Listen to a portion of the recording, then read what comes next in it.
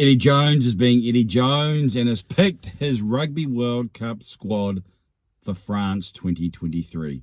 Talk last night was that Michael Hooper and Quade Cooper may be left home, and as has come to fruition this morning, I see that Eddie's gone even further left field, in my opinion, choosing Will Skelton as his captain. Now, Will Skelton, didn't have him as my captain.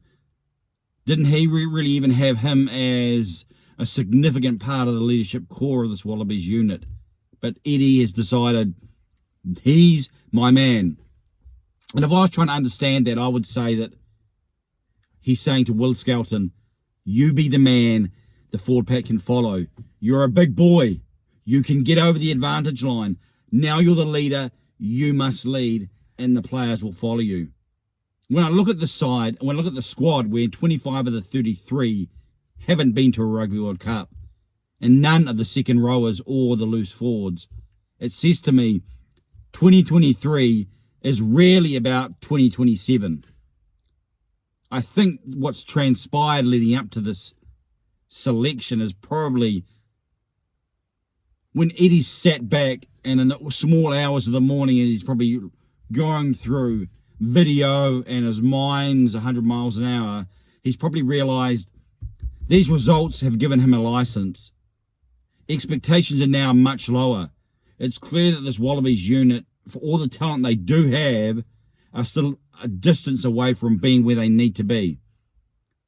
And so with the priority that will be Rugby World Cup 2027 in Australia, not just for himself and for the team, but for the code in Australia, which struggles with the battle that is the NRL, the AFL, football, so many things going on there, and it's struggling for its little slice of the good life, then he's saying 2023 should be used and should be aimed towards 2027 when it will really count for us. And if we really hit and these guys come together, then who knows? Maybe with the pressure off, then they can find something in France. However, you would think that given what has transpired and given what Eddie is communicating, that larger reality is what's driving him. And what do you think?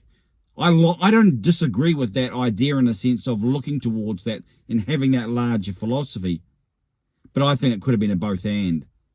I would have taken Michael Hooper, even though the injury concerns are what they are being reported. I would have even probably offered Quade Cooper a spot in light of the potential and in light of what a Rugby World Cup can offer. If their draw is going to be what it's projected, then who knows what could happen. And that could be a greater catalyst if you're going through some of the knockouts and it's being helped by one or two who may not be around in 2027, but even the core will be. I mean, if you're taking 25 of the 33 who haven't been to a Rugby World Cup, if it's 23 of the 33, that's still a large core. So what do you think, especially you Wallabies fans? Are you happy with Eddie Jones' squad? Do you think he's made the right choices? Are you happy with his direction? I think we can all understand his mindset. I don't think this is some scattergun approach. I think this is calculated, but it's not calculated towards 2023.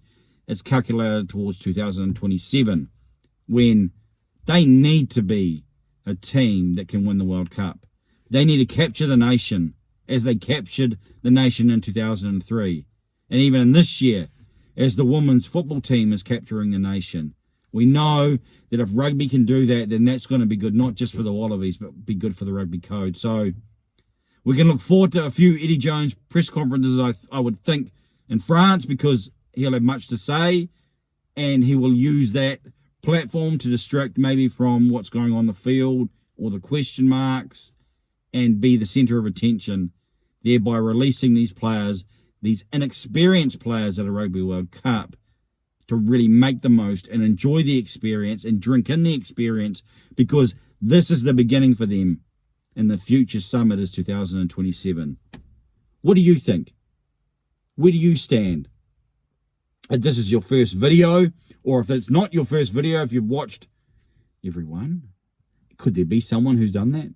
Then I encourage you and I ask you, I implore you to like this video, to share this video. And if you haven't subscribed to the I Am Johnny King channel, YouTube channel, then to subscribe and to share that with your network. This platform is to grow and to become much more than even what it is today, then it's going to need to outsize its present state. And we've only started. So this is just the beginning. And there are plans, but the plans that are of mice and of this man can only stand if the reality translates. After all, just like a rugby test match, it's not played on a piece of paper that's written out your team. It's played in the warp and the woof of life. And so I Am Johnny King YouTube channel needs to translate into something much more significant, I believe, if it is to stand the test of time. So please, whatever that means for you, play some part. I Am Johnny King.